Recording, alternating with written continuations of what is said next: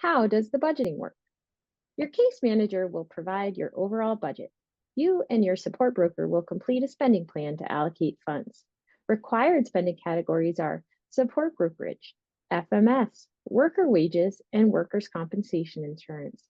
Additional funds can be used for individual directed goods and services to meet your disability related needs and goals. Based on the needs and goals identified in your person centered plan, you might also decide to self direct assisted technology devices, assisted technology transmission, home accessibility adaptations, repairs and replacements, and home accessibility adaptations. Erica, you have a lot of great services in your plan, but I'm wondering, how do you figure out how much you want for each service? My home support and community support hours are set for me by the state. Then from there, I get to decide how many other care hours I need under each category. Once I figure all of that out, I can see what is left over and what I want to do with it. If I need any adaptive computer equipment, how much I'm going to need for other specialized medical supplies, all of that. Sounds like a lot to figure out, but it's so great that with self direction, you have the choice and freedom to do that. It's also great that your support broker is there to help you along the way. It sure is, Laura.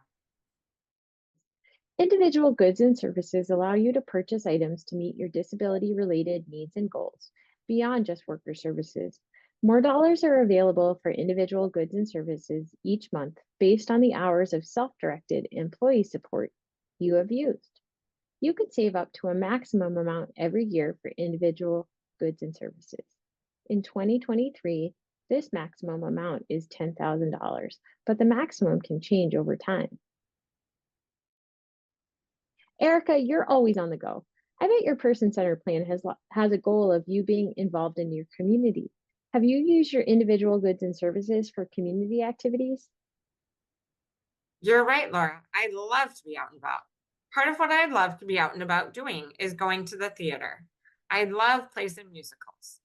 Unfortunately, I can't go to things by myself though because of my care needs. So I was able to use my personal budget to have someone accompany me to a show. It's been so great. I've been able to see some really great shows. That's so nice. I wish I lived closer to you. I'd make sure and pick up the shifts on theater nights. That's what everyone says, Laura.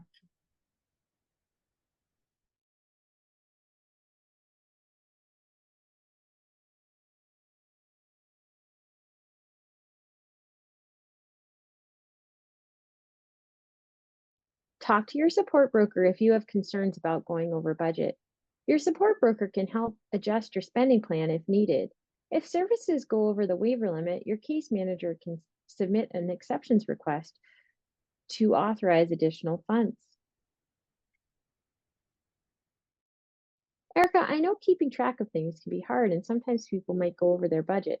Do you have any experience with this? You're right, Laura. Sometimes people do go over their budget for a variety of reasons. For example, I helped a member once who was having surgery, so she knew she would need more help when she came back from the hospital. So she used fewer hours for the week or two before the surgery, and then more hours the month after her surgery. When she was finally on the mend, we sat down and figured out how many hours she had technically gone over. We also talked about how many she needed each week to make sure her needs were met and she could achieve her goals. Then we set up a plan that worked for her to adjust her schedule for the coming weeks. The flexibility to be able to do that is so nice.